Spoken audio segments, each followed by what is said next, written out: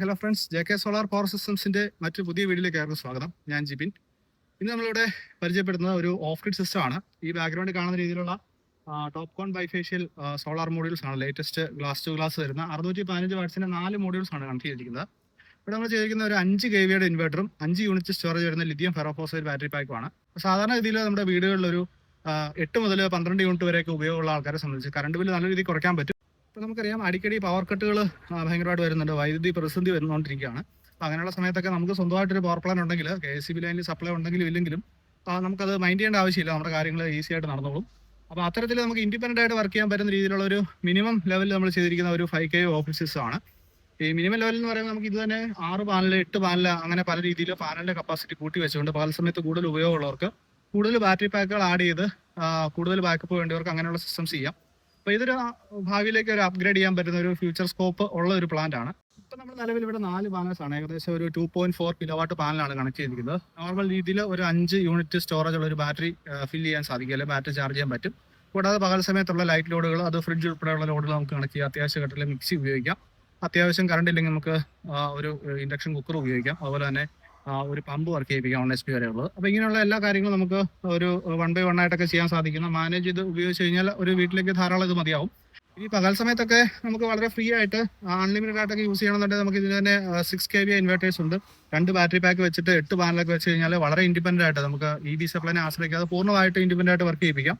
അതുപോലെ തന്നെ high frequency inverters available ആണ്. കുറച്ചുകൂടെ ലോഡ് കപ്പാസിറ്റി ഉള്ള 5000 വാട്ടിന് മേലെയൊക്കെ ലോഡ് ചെയ്യാൻ പറ്റുന്ന സർജ് ലോഡ് കേപ്പബിലിറ്റിക്കുള്ള ഹൈ ഫ്രീക്വൻസി ഇൻവെർട്ടേഴ്സ് അവൈലബിൾ ആണ്. അതിനായിട്ടുള്ള കോസ്റ്റ് വ്യത്യാസം വരും. ട്രാൻസ്ഫോമർ ഉള്ള നോർമൽ ഇൻവെർട്ടേഴ്സ് ഉപയോഗിക്കുമ്പോൾ ഒരു ഗുണമെന്ന് പറഞ്ഞാൽ എത്ര വർഷം കഴിഞ്ഞാൽ അത് റിപ്പയറബിൾ ആണ്. നമുക്ക് ലോക്കലി മേക്ക് ചെയ്യുന്നതാണ്. ഒരു സാധാ ഇൻവെർട്ടർ ടെക്നീഷ്യനെ കൊണ്ടൊക്കെ റിപ്പയർ ചെയ്ത് ഉപയോഗിക്കാൻ സാധിക്കും.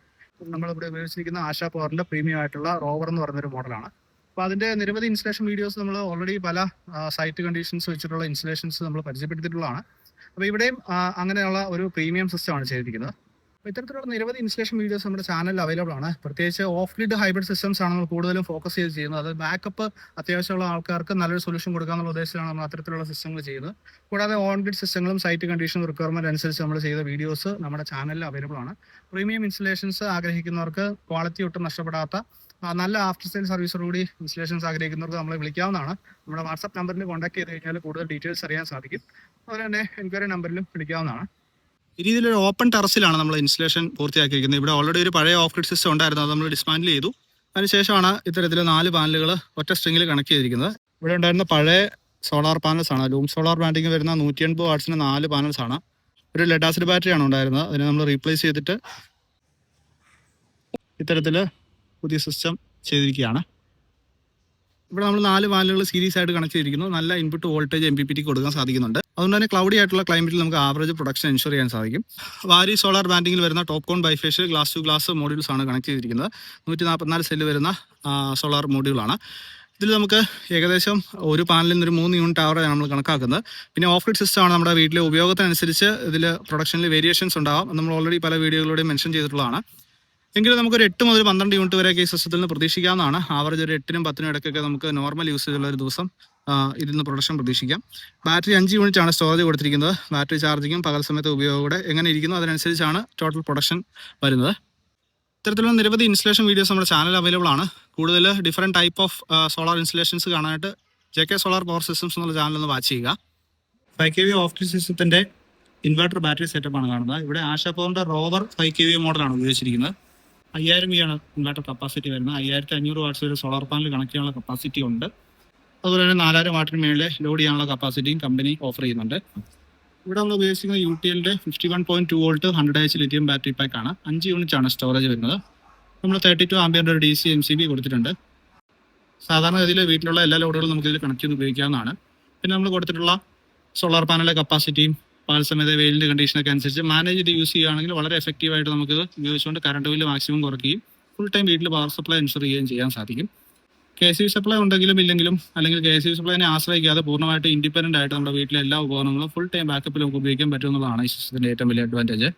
ഇൻവെർട്ടറിൻ്റെ ഒരു 4 ലൈൻ ഡിസ്പ്ലേ ഇൻ്റർഫേസ് ആണ്. അതിലേക്ക് വന്നു കഴിഞ്ഞാൽ നമുക്ക് ഈസി ആയിട്ട് ഡീറ്റെയിൽസ് കാണാൻ സാധിക്കും. Input volt, output volt, load 5% കാണിച്ചിരിക്കുന്നതാണ്. ഇപ്പം നിലവിലെ KSEB കട്ട് ചെയ്ത് സോളാറിലാണ് വർക്ക് ചെയ്തുകൊണ്ടിരിക്കുന്നത്.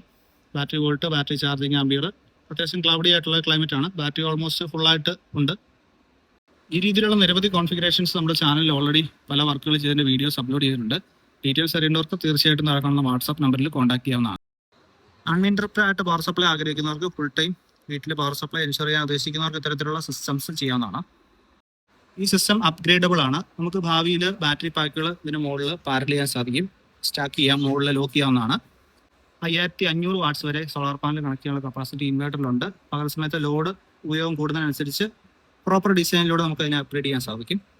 സോളാറുമായിട്ട് റിലേറ്റ് ചെയ്തിട്ടുള്ള കൂടുതൽ വിവരങ്ങൾ അറിയാനായിട്ട് തീർച്ചയായിട്ടും കോൺടാക്ട് ചെയ്യുക. അതുപോലെ തന്നെ സോളാർ എനർജിയായിട്ട് റിലേറ്റ് ചെയ്തിട്ടുള്ള ഇത്തരത്തിലുള്ള നിരവധി ഇൻസ്റ്റലേഷൻ വീഡിയോസ് നമ്മുടെ ചാനലിൽ അവൈലബിൾ ആണ്. അപ്പോൾ കൂടുതൽ വിവരങ്ങൾ അറിയാനായിട്ട് ചാനലൊന്ന് വിസിറ്റ് ചെയ്യുക, നമ്മുടെ ചാനലൊന്ന് സബ്സ്ക്രൈബ് വെച്ചേക്കുക. സോളാർ റിലേറ്റഡ് ആയിട്ടുള്ള കാര്യങ്ങൾ അന്വേഷിക്കുന്നവർ തീർച്ചയായിട്ടും നമ്മുടെ വീഡിയോ അല്ലെങ്കിൽ ചാനൽ റെക്കമെൻഡ് ചെയ്യുക. അപ്പോൾ മറ്റൊരു സോളാർ റിലേറ്റഡ് ആയിട്ടുള്ള ഇത്തരത്തിലുള്ള സോളാർ ഇൻഫർമേഷൻ വീഡിയോ ആയിട്ട് വീണ്ടും ചാനലോട് കാണാം. അതുവരേക്കും ഗുഡ് ബൈ.